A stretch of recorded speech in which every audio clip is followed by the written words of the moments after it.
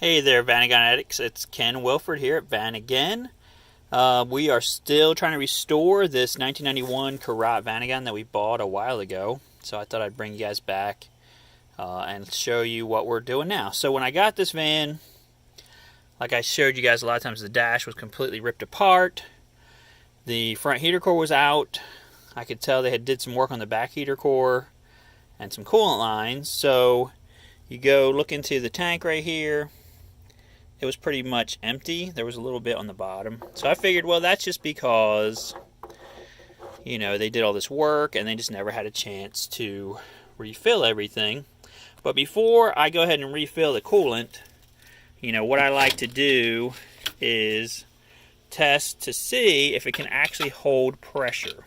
Okay, so how I do that is I have a little pump here that I bought a while ago from Sears. It's got a gauge on it that can tell you, your cooling system pressure. Basically, your cooling system pressure should be around 15 psi. It should be able to hold that much pressure. Okay, you don't really want it to hold more than that. That's kind of when this cap starts releasing. So what I would normally do is pump this thing up here. Can't really do it with one hand while we're talking, but I'll tell you what happens. So I pump it up. The first problem I found, I'm hearing air leaking out massively. It wouldn't even hold any pressure whatsoever. And what I found was they had taken out the bleeder screw out of the radiator. Okay, so I'm like, okay, well that was because they're draining everything. They wanted to just, do something. So they took the bleeder screw out of the radiator. I had another one. I couldn't find it. Like I said, this car was like a basket case when I got it. So I got one off a parts car, put that back together, thought, okay, that's it. So come back here again, pump it up. Now it is holding pressure, but I'm hearing this noise and the pressure's going down. And basically what happened this time is down here. Right here is this pipe. This is on a 2.1. It goes on this head over here. Where this pipe goes transitions to behind the firewall. There is this like little piece that sticks off. Here's a new one in this bag right here. It has like this little branch that sticks off. This is where it goes to like your heating system. And right here, okay, around where this metal piece goes, I should have took it out of the bag, I guess. That's where they love to rust out. And it's mostly because I think they're back here by the spare, where the back tire pretty much slats dirt and salt and whatever onto this area.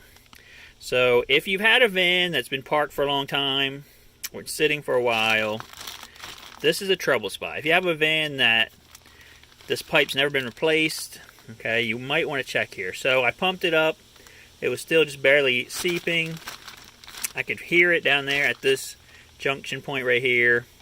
So I just put my hand under there, touched it a few times, and it started spraying out of there because it's just the rust is making it crumble.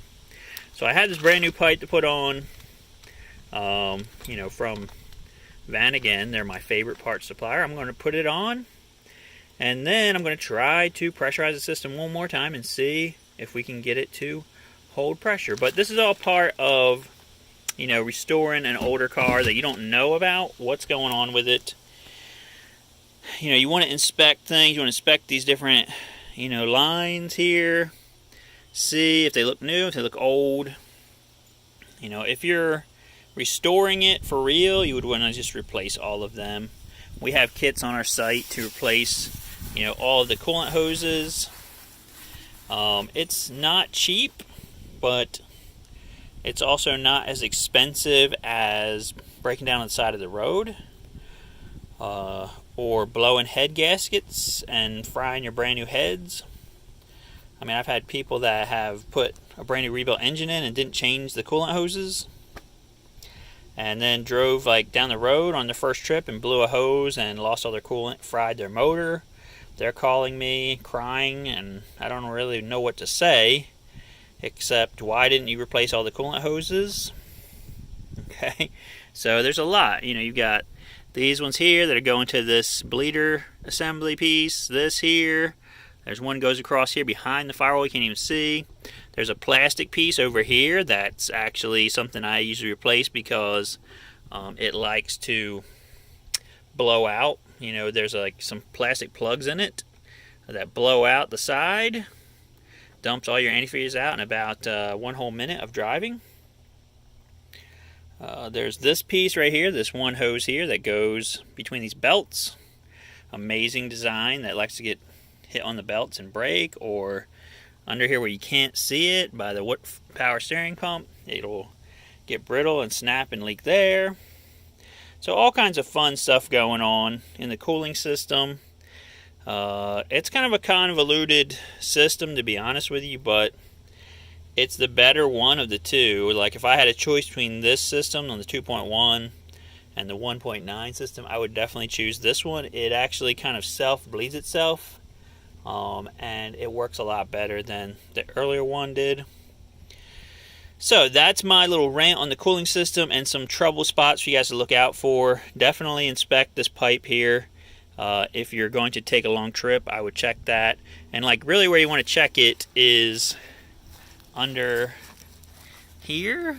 Okay, there's a spider doing a dance right there.